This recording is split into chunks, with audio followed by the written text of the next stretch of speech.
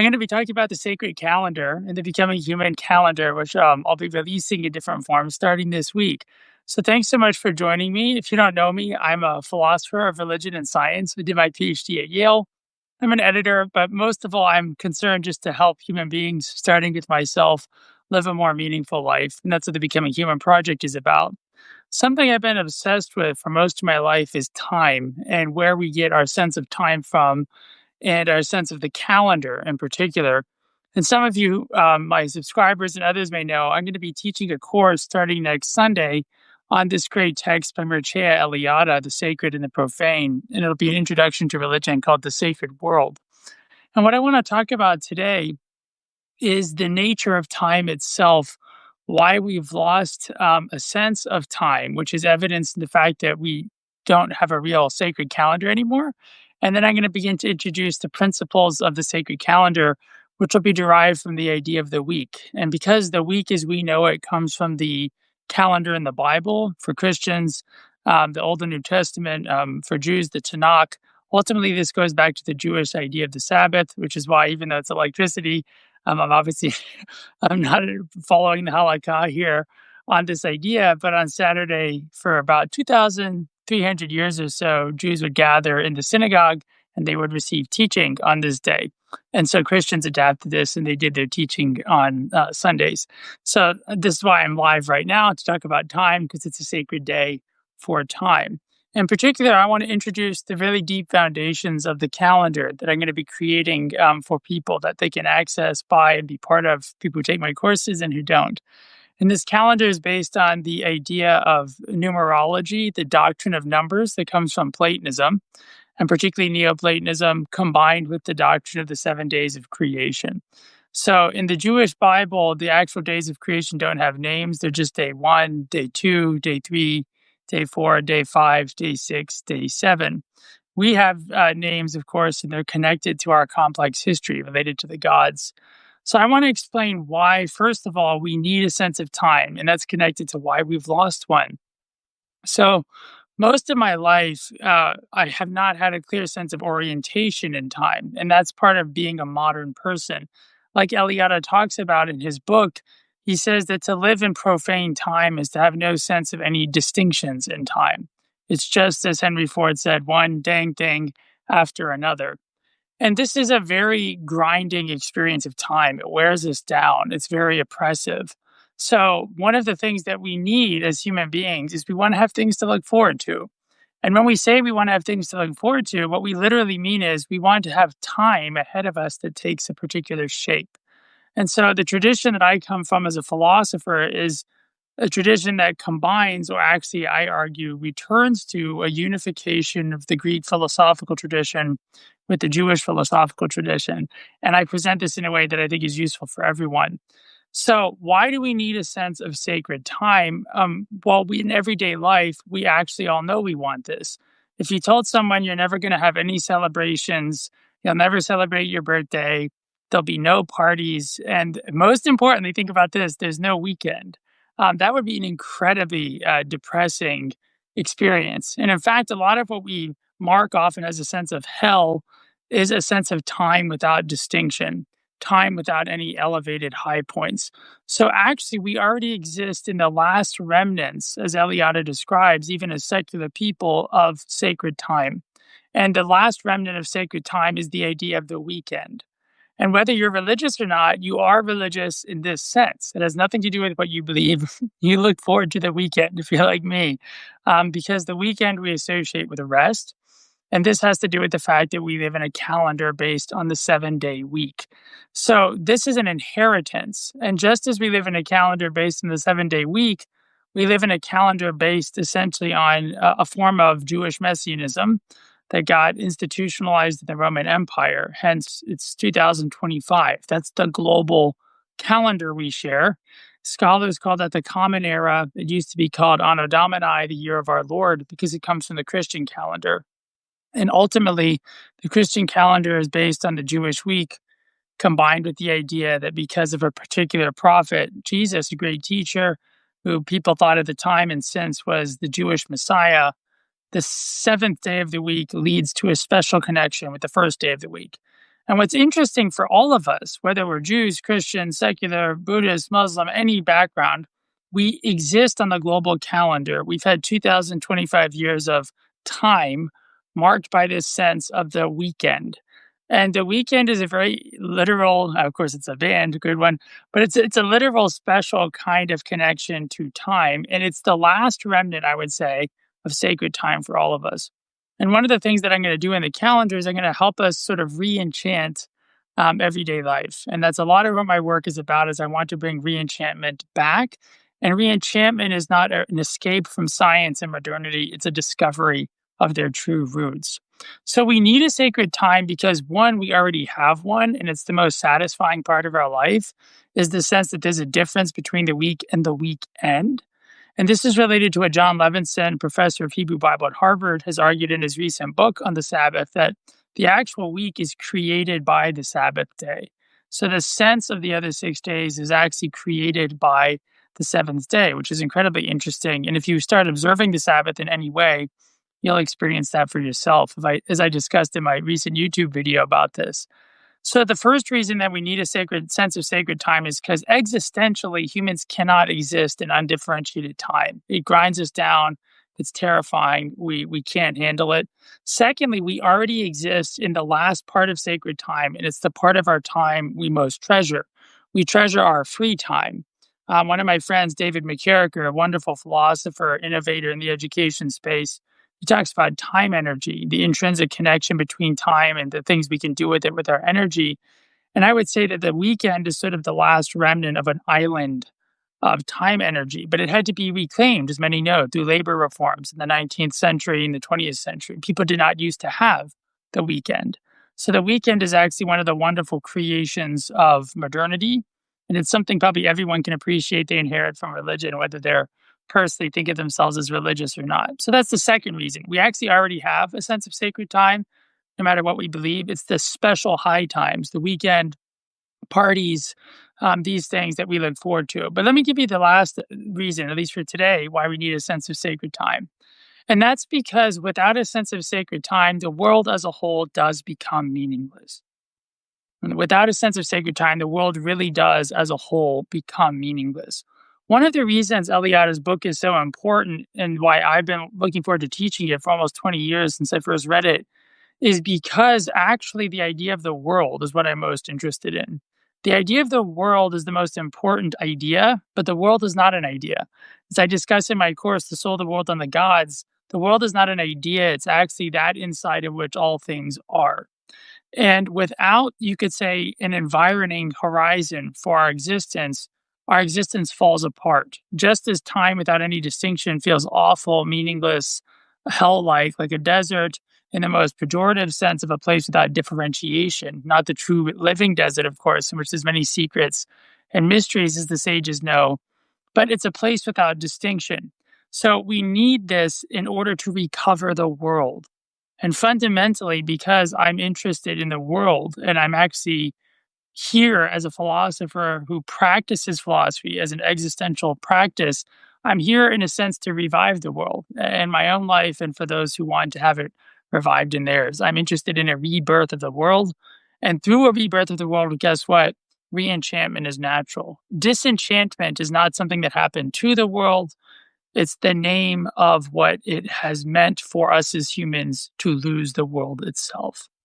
And so the loss of the world is the ultimate loss that we suffer when we lose a sense of sacred time. Now, let me give you some of the principles. One could talk about these endlessly, the sages have. And I'm going to be releasing a small booklet that anyone can purchase. It'll be very affordable to start mapping out your own sense of sacred time.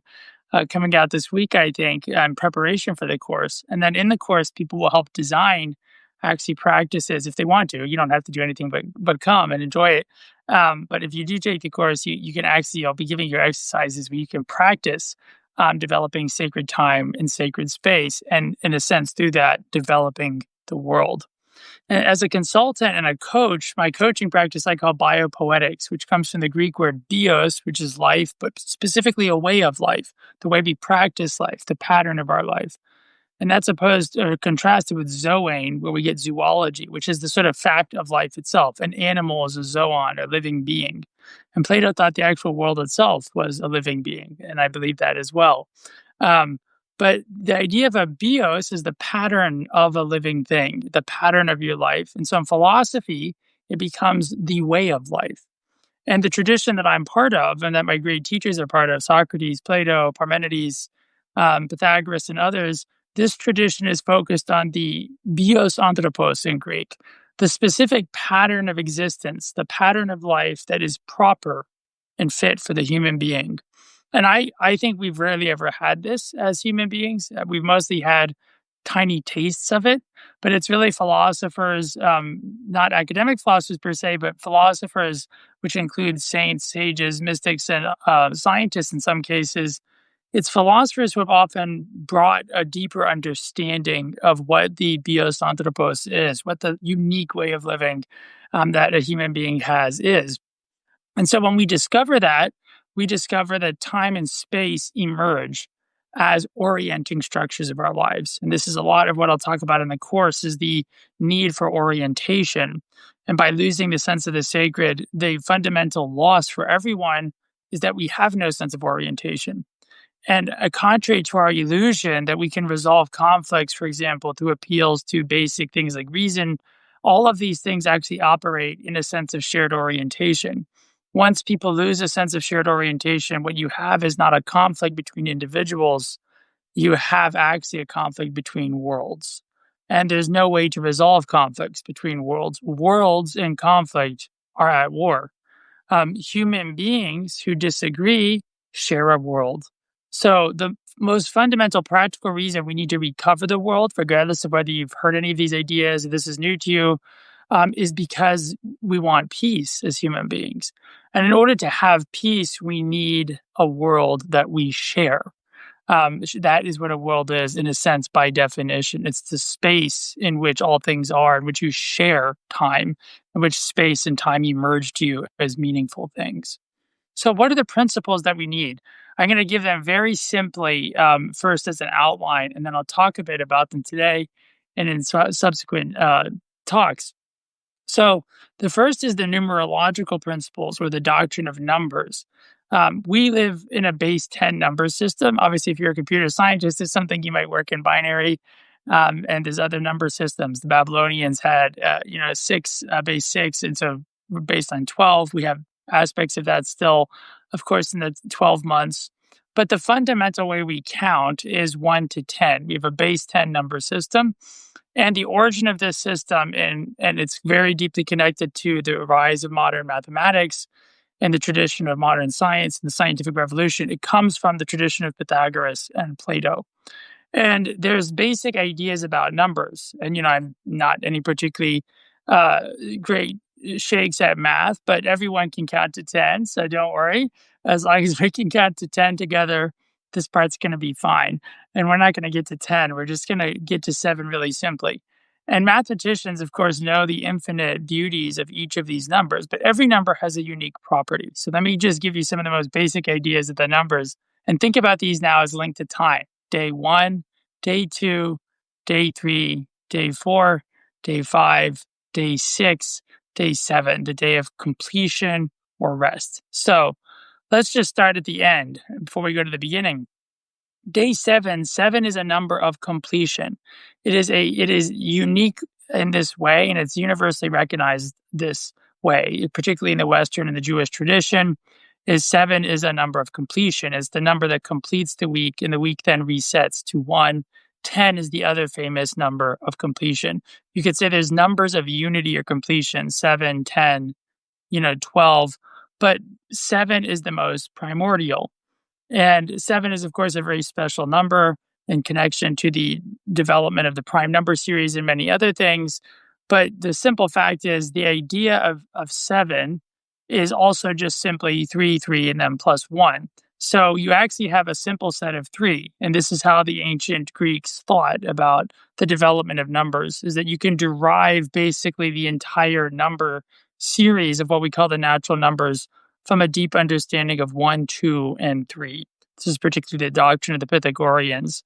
And so the way they did this, which I don't want to go into right now, but they had a very interesting counting system, which was essentially you create a triangle with 10 dots. One, two, three. So one, two, three, four. And that creates 10. And it creates a beautiful triangle. And you can do a ton of really interesting mathematical and even geometrical sort of tricks if you want, or tools with that. It's very fun to explore.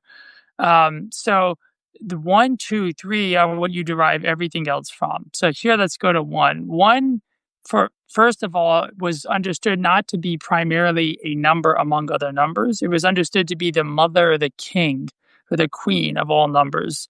And so one is linked to the uniqueness of unity and total completion, totality. So oneness has in this tradition the idea of totality. Everything subsequent to one, in some sense, is included in one.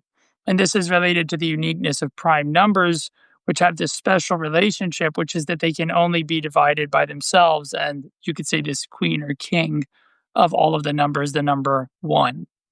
So one is the origin point, what the Greeks call the arche, or the root of all of the numbers as we know them. And this is true even in modern advanced mathematics, which is way beyond me. You see that the development of new number systems like negative numbers and all of these things, they all still will root in the logical origin of the natural number line. So one is the origin, it's the root principle of all the other numbers, and it's the principle of unity. Now, when one becomes incarnate, you could say as a normal number, it's then the beginning of the series of countable numbers. So therefore, the first day of the week, that is the day one. And this is why I think it's very profound that in the Jewish tradition of the Bible, it's not given a name. The name is the number. And this is a very deep thing to realize. It's not, you could say that the Jewish weekdays don't have names, it's that the actual names are numbers. And this is a very deep recognition that primordially, right, numbers are perhaps the deepest names that humans have ever discovered. Numbers are a kind of divine, you could say, almost name. So, number one is the source of unity, which means one is the day that I think it's clear that is the day of unity. And this is Yom Echad in Hebrew, which is, you can say day one, but Echad also has a sense of literal unity. It's famously what you pray in the Shema, that you pray that Israel would be one, and it would be one with the divine, with their God. And so it's a prayer for unification.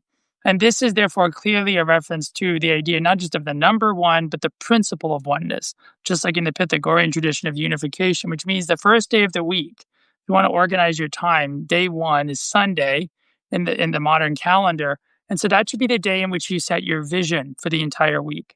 So if you have never made a vision for your life, or I worked with Reb Adam, a great coach, Reb Adam Polanovsky, and he asked me when I was applying for the coaching, what's your Messiah goal? Meaning, like, if you had all of eternity and, what is your big goal? And this is a great way to think about it. If you want to think about your unification goal, you could think of the biggest dreamscape, which I do with clients. What is your goal for eternity? Like, what would you want to do if you had all the time in the world? If you're not ready for that, that's totally fine. Think about, what do you want to have happen this week? That's the shortest time scale. What do you want to have happen this year? What do you want this month? And in order to get what you want, you have to see it clearly and you have to pursue it. So therefore, the most unique thing about day one is it's the day of unity. And through unity, it brings the entire week together. And therefore, in the beginning, it says that God created light. He said, let there be light, and there was light. And then he divided the light from the darkness, which means the day of unity is the day of illumination. So the first day of the week should be the day in which you illuminate all the subsequent 6 days. You plan all of them, and you see all the way through into Friday evening and your rests, beginning on day 6, the evening, and day 7. And I'll talk about the evening morning principle briefly before the end of this. So let me just get through these real quick. So day one, day of unity, where you have vision and you plan everything out and you let the light emerge clearly and you separate what you want to get done, what will be illuminated by that week's activity, from what you don't want to get done, the darkness. So this is a great sociologist who wrote a book, I think, called Distinction. I'm forgetting his name. He's an Israeli sociologist, I believe. But I think it's Tzvi. And he talks about this, and this is I very much agree with. Day one is about just the primordial distinction, the idea of distinction itself. Light from darkness establishes the most basic distinction. So this week is not like any other week. We're going to enter a new week tomorrow. It's not like any other week that will ever exist. So what's special about it for you? Figure that out, plan that out, write it down, see it clearly. Let the light of your clarity shine through the week. It establishes the foundation. You have the light. The light unifies the time ahead of you, connects to the time before you, and you let what isn't relevant to that week, you let that pass into darkness. Day two. Now, we know if you know Garfield, people sometimes don't like Monday because that's when our secular work week starts. We got a 5-day work week. But day two is actually a day of energy. Two is a very special number in a sense, right? It's the only prime number that is also even and has all kinds of special properties. And day two has a very powerful energy. So catalytically in the ancient number theory, and this is I think true, regardless of whether you've heard this or not, you can check this for yourself. Day two is an energy of movement, of it has a kinetic force. So day one is about unity, light, clarification. Day two has a lot of energy of life itself coming into being. And so day two in the creation account is the birth of heavens, the separation of the waters, the birth of the firmament. Literally, day one is the day of unity, day two is the day of heaven itself, of sort of the celestial realm, which is made out of the distinction of the element of life, of water from water. If you look at this, you don't have to know that, but you can just look at Genesis 1 if you're interested. So, day two is the day in which things go from light and distinction to life itself, in its elements begin to be distinguished. There's a lot of energy in day two. And one of the reasons a lot of people are stressed on Mondays is because they didn't plan on Sundays. I know I used to be like this till I discovered these principles, and they've helped me a lot, and I'm still learning them. But I'm at the point now I want to share them with others because people have found them helpful. So day two has its own kind of energy. Two is going to naturally flow. And from two, you can get to a whole series of smooth, even things. But two, therefore, has a skipping function. So there's a very sort of powerful leaping function. You can go from Monday, in a sense, straight to Friday. That's the kind of energy Monday has. And you want to be able to harness that energy in your week. And to do that, you have to recognize what for you needs to be distinguished in your life in order to clarify what your guiding vision is concretely for the week. So that's day two. And that's related even to the number two and to the separation of water, it says, from water to the firmament, the creation account. Now, three, and we get to the end. You'll say, the end, I thought there's 3 more days. Yes, but we'll see there actually a cycling or repetition of 1, 2, 3. So day three is special, as you know. Three is a very special number. Of course, it's also a prime number. And if you like me and you find the idea of two as a prime number weird, of course, technically it is, but it's even. It's a very strange thing. Three is somehow really the first fully complete number. And that's what the Pythagoreans thought. And this system is you need 3 points to create a fully closed figure, say, in a kind of Euclidean plane. And so, in order to have a bounded figure, to have anything completely contained, you need 3 points. And then if you just connect those points, you'll have a bounded form. And so in the beginning of creation, it says the earth was without form. And so mystically, my kind of existentialist interpretation of the Bible in this sense is that in the beginning of the week, it's as if creation hasn't existed, but the material's there. So you're in a state of productive chaos. The earth exists, but it's tohu bohu. It's without form and it's void. And so you have to create the form in it through light, vision that unifies everything, then through the element of life itself, through water, which you have to work with, which is hard. It's chaotic. But if you work with it, it creates the actual sphere of heaven itself and the ability to navigate under your own goals, under the life that you want above you, with the world right in front of you and beneath you. So that brings you to day three. And day three is the first full day of completeness. So Sunday to Tuesday has a real internal logic to it that if you start to sense, you will experience. And as you plan out your day in your week, you want to have day three have a kind of natural culminating logic. I've always loved Tuesdays long before I knew this, but I think this is why. And in the Jewish mysticism, like in the Zohar, Tuesdays and Thursdays are often thought of as good days to begin things or initiate things.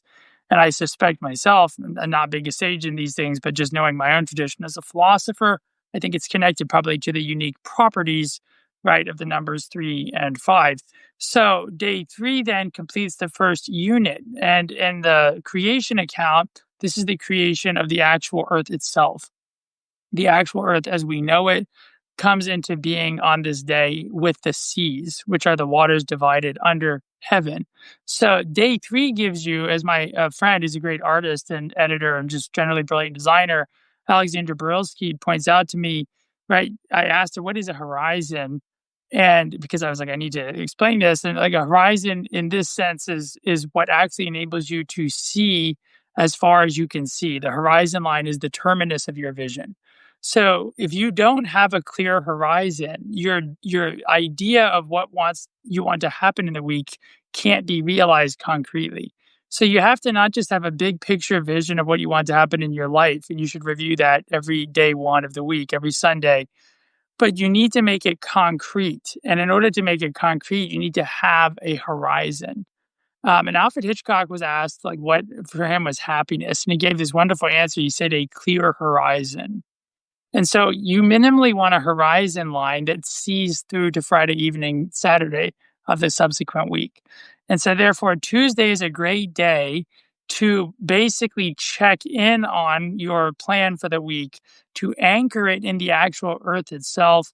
And the idea is that now you have all the elements of from chaos to culture. You've got all the elements. First, we had nothing, it was all form and waste. Then we have water, which is divided. So you have the element of life. Now the water is divided, dry land appears on day 3, and you've got the earth between the seas, under the skies, and that's where animals and humans, that's where we dwell. And I would say it's also the manifestation of the living force of the earth herself from wetness to dryness. Um, so now day 4, 5, and 6, we can do a lot quicker for our purposes. They are a repetition in a very special way of day 1, 2, 3. And this is connected to the creation count itself. Many scholars have pointed this out, discovered it independently. That day 4 is an echo of day 1. Day 1 is the creation of light. Day 4 is the creation of lights, which are the lights of the visible sky. In the ancient world, they would have called them the visible gods. This is what Plato calls them in the Epinomis, his short introductory text. Some people think is not by him. Doesn't matter. It's Platonic. But it's very important text for the origin of sort of how we know numbers and how we use the visible bodies of the sky to organize our lives.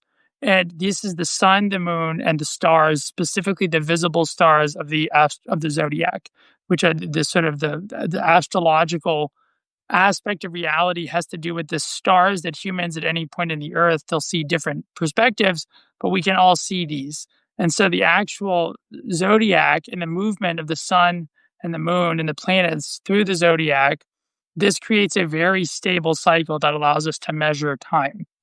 And so the 4th day has to do with the measurement of time and the ruling of time in the actual earth itself. Without the sun, the moon, and the stars, we don't have earthly life as we know it. So day 4, or Wednesday in the calendar that we have, day 4 is a very special day that I think, first of all, is a great day to give honor and respect, whatever your tradition is, to the stars, to the heavens, to the lights of the sky, and to recognize that they actually inform our life. So day 1 is a great day for light. It's a great day to sort of say thank you to, if you believe the sun is created by a particular being, you should thank that being for creating the sun. If you believe it's proper to honor the sun, which I think it is, however you do that, you can honor the sun. It's a special day. Day 2, the heavens, similar. You can think about that, particularly the sky. And the water and the way water gives you life, and the water above you in the atmosphere is connected to the water below you through rain and the oceans. Right. Day 3 is a day to honor the earth, to appreciate that we actually live on the earth, are rooted in the earth. It's the day when all things grow that have roots. In day 3 in the creation account. Day 4 is when the rulers of earthly life as we know it, the earth as the union of water and dryness, wet and dry, earth meaning water and land, coming together in what we now call the biosphere in science. So you could say day 4 is the celebration of the biosphere. So if you're particularly ecologically concerned, as I would say I am, I think day 4 is a great day to think about ecology, the environment, and to anchor the sort of completeness of the day, to check in, going back to day 2, about how things are going. So there's a natural union between day two and its multiple and day four. So then day five emerges, which I love. I love Thursdays. I think all of us, Thursday's a great day. Day five is a great day. And five is a very special energy as well. As of course, many of you know, you get this big cluster of prime numbers right away, and then they get much more sparse as things go on. So it's very striking that the creation account and the idea of a 7-day week is chock full of prime numbers. It's just maybe a coincidence, but there's a very strong energy to these numbers as numbers. They have very powerful roles in generating all the other numbers. So there's a real sense in which when you can figure out how to live every week well, you can kind of figure out everything. If you can get your week down, then you'll get your year down and you'll get your 10 years and your life goals down. So I think the week is a great place to start. And that's the book that I'll be releasing is like how to plan your week. It'll have principles, readings, little things guided, connected to this that you can use that. So day five is the special day in which you get the creation of birds or things that fly in the air, living forms that have the air and living forms of the water. And then day six leads to the creation of all of the moving animals on the earth itself, culminating in the beings that are created in the image of the creator itself, the Elohim in the Bible. And so we, the human, the anthropos, or what I call the Gaian, from the Greek word for earth, Gaia, because we're made of the earth. The Gaian is created on day six. And the Gaian has all of the elements of the prior days. It has elements of water, it has elements of the divine, it has elements of fire, air, and earth. And therefore, it's said to rule over them. And this isn't dominion, as some people say and blame ecological things on this. That's a different story. People have misinterpreted the Bible to cause ecological damage, but it's definitely a misinterpretation. The idea that day six and the human is the culmination, the last thing that happens on day six, is the Gaian is Earth herself, manifest to herself in a fully conscious form. The Gaian, as I call the anthropos, the human, is the only animal that we currently know of that can interact with all the other animals, that can interact with and affect the biosphere as a whole. Hence, we live in the so-called Anthropocene because humans have so affected the earth as a whole. Because we now are the only agent, as far as we know, that has this immediate biospheric power. So day six is the culmination of the 6 days of labor in the creation week. And as Eliade discusses, and as I discuss at length in the course, and I'll discuss in the workbook, these 6 days are therefore the days in which we accomplish whatever our goals are, whatever our needs are. We accomplish them in these 6 days. And six is, of course, a wonderfully special number. Again, notice it's the first multiple of three. So you get this connection between 2, 4, of course, and then 3, 6, and then 5 and 1 are connected in the way they are as primes. So, and then of course 6 is divisible by both 2 and 3. So it has a very special property of inclusivity, just in a very simple mathematical sense. It's very inclusive of all of the other numbers, divisible by most of the preceding numbers, which is unlike any of the other ones. So it's the day of inclusion, and therefore the Gaian or the anthropos, the human being, includes all of the aspects of creation. And likewise, Friday ideally is the day in which you plan everything so that it comes to its fruition or its culmination. So that day one, Sunday, with your unification, your vision, your light for the week, your planning of how you're going to implement that through the actual life energy of day two, your rooting of that in the life of the earth itself and the solid ground of day three, Tuesday, as an anchor point for the first unit of the week. This then becomes the sphere within which day 4, 5, and 6 happen. So the latter half of our week, as we often feel, is really affected by the energy of day 1, 2, and 3. And we feel that. And I would suggest to you, if you haven't, just start paying attention. And, if you want to start something, it's not ideal to start it on Wednesday. You want to start it on Sunday, and maybe start manifesting it on Monday. And you'll find if you start something on Sunday, start manifesting it on Monday, by the time you get to Wednesday, Thursday, Friday, you can have something that's been growing now for 5, 6 days, so that it reaches a certain point of maturity. And then famously, of course, we get the idea of the Sabbath, that on day 7, it says God ended the work that he had made and rested from all the work that he had made.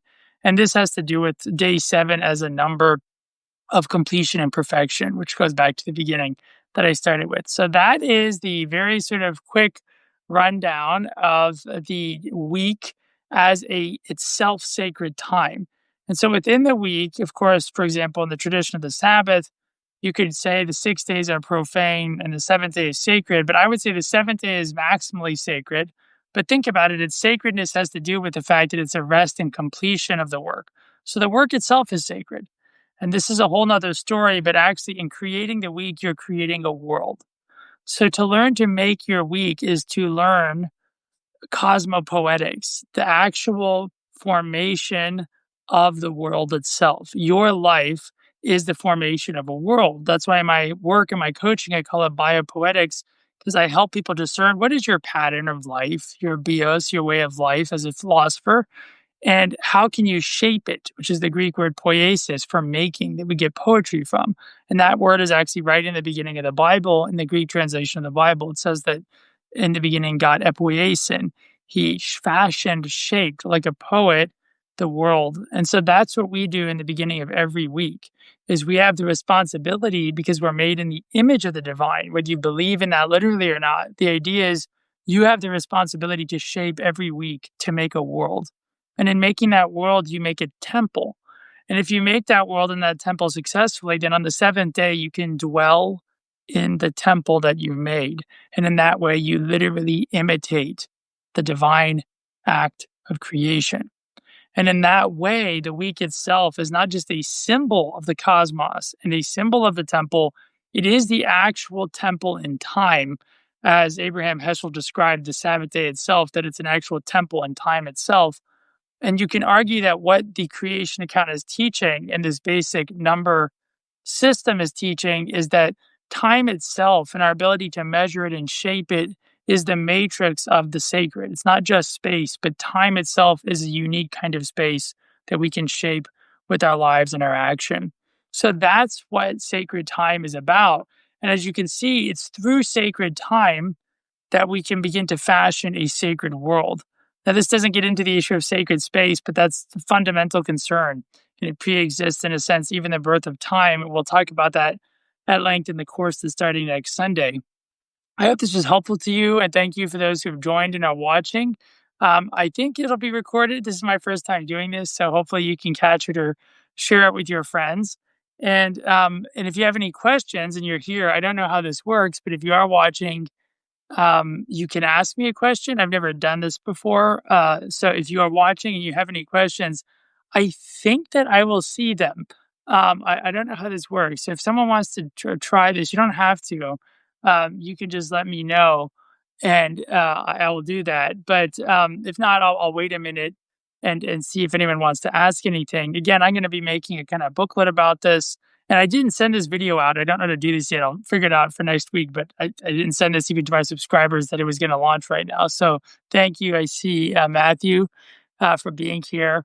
And thank you, Alex, for being here. I appreciate that. So any questions about any of this or any thoughts, you can send those. And if I can see them, I'll respond.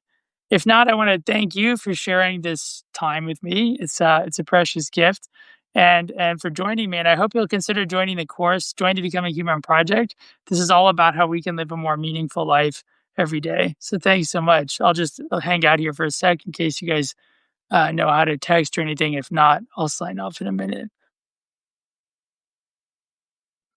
All right. Well, my blessings to you both and to all of you who may be watching this later. Thanks so much for joining. I hope you have a sacred week that's full of productivity and wealth and abundance and that culminates in rest.